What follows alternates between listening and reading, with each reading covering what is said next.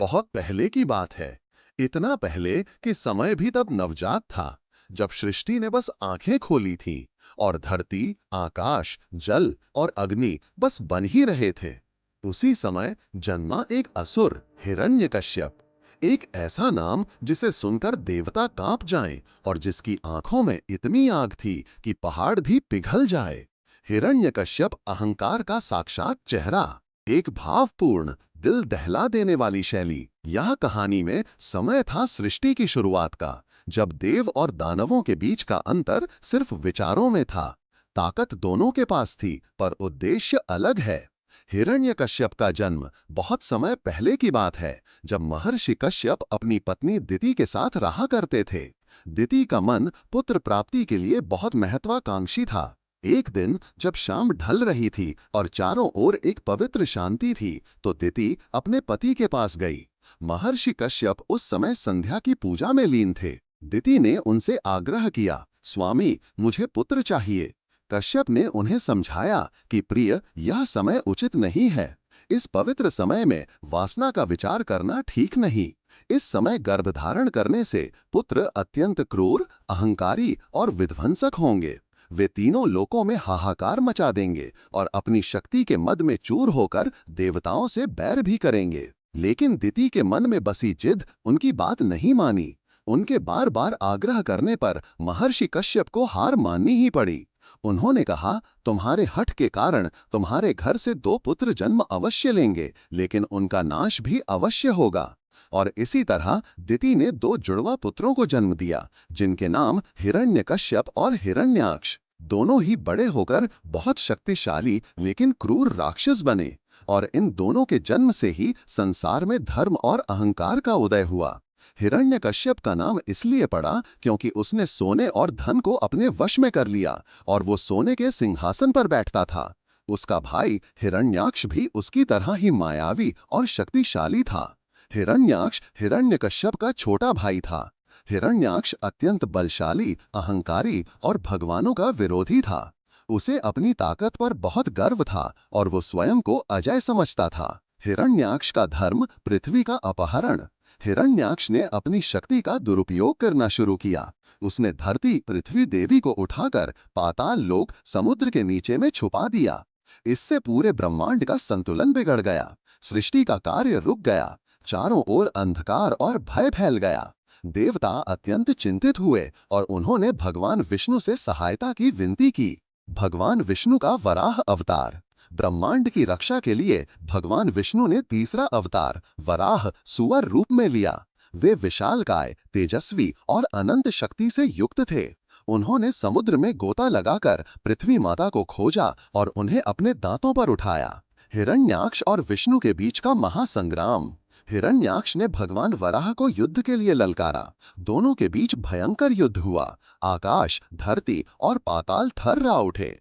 अंत में भगवान विष्णु ने हिरण्याक्ष का वध करके पृथ्वी को पूरा स्थिर किया। धर्म और संतुलन की पुनः स्थापना की। हिरण्यकश्यप अहंकार क्यों बढ़ा? जब उसके भाई हिरण्याक्ष को भगवान विष्णु ने मार दिया, तो उसके अंदर क्रोध और बदले की आग जल उठी। उसने ठान लिया, अब मैं सबसे शक्तिशाली बनूंगा, यहाँ तक कि भगवान से भी ऊपर। तपस्या और वरदान। हिरण्यकश्यप ने ब्रह्मा जी को प्रसन्न करने के लिए कठोर तपस्या की।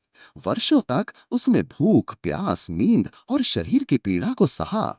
ब्रह्मा जी उसकी भक्ति से प्रसन्न हुए और उन्होंने वर मांगने को कहा। हिरण्यकश्यप मुस्कुराया। उसने चालाकी से कहा, हे प्रभु, मुझे ऐसा वरदान दीजिए कि मैं न किसी देव से न किसी दानव से मरूं, न दिन में मृत्यु हो न रात में, न घर के भीतर न बाहर, न धरती पर न आकाश में, न किसी अस्त्र से शास्त्र से। ब्रह्मा जी क्षण भर के लिए चुप हो गए, क्योंकि ऐसा संभव नहीं था। किंतु भगवान ब्रह्मा ने उसे यह वरदान दिया। हिरण्यकश्यप ने उनसे सीधे अमर होने का वरदान मांगा। इन वरदानों के कारण हिरण्यकश्यप अहंकारी हो गया और स्वयं को ही भगवान मानने लगा। अधर्म और अत्याचार। हिरण्यकश्यप ने स्वर्ग और धरती पर अधिकार कर लिया। देवताओं को परास्त करके उन्हें स्वर्ग से भगा दिया। हर किसी को उसे भगवान मानने पर मजबूर किया।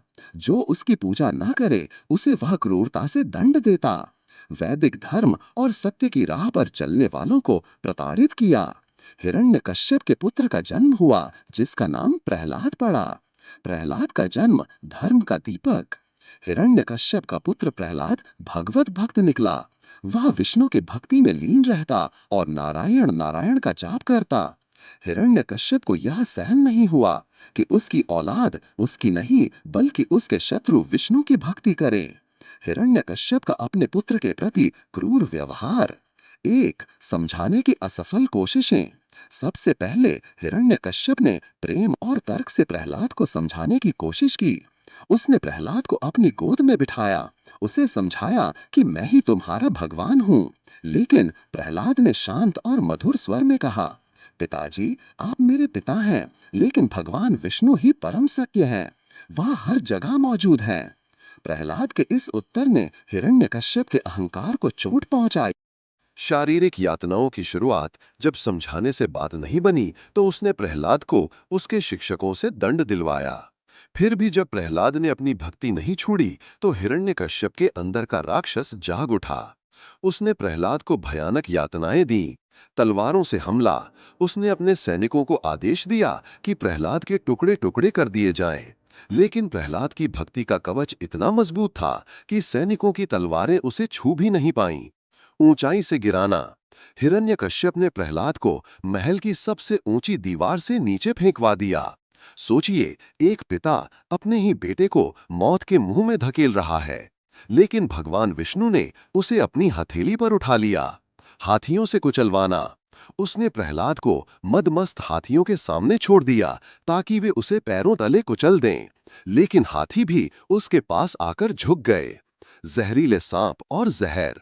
प्रहलाद को जहरीले सांपों से भरे गड्ढे में डाला गया और उसे विष दिया गया, लेकिन ये जहर भी उसके लिए अमृत बन गया। 3, होलिका का छल और अंतिम प्रयास। जब हिरण्यकश्यप के सारे प्रयास विफल हो गए तो उसने अपनी बहन होलिका का सहारा लिया, जिसे अग्नि से न जलने का वरदान था। यह सबसे क्रूर और अंतिम प्रयास था। होलिका ने प्रहलाद को अपनी गोद में लेकर जलती हुई चिता पर बैठ गई। प्रहलाद ने इस भयानक स्थिति में भी अपनी आंखें बंद करके भगवान विष्णु का ध्यान किया। फिर एक चमत्कार हुआ। होलिका को बचाने वाली चादर उड़कर प्रहलाद को ढक लेती है और होलिका स्वयं आग में भस्म हो जाती है।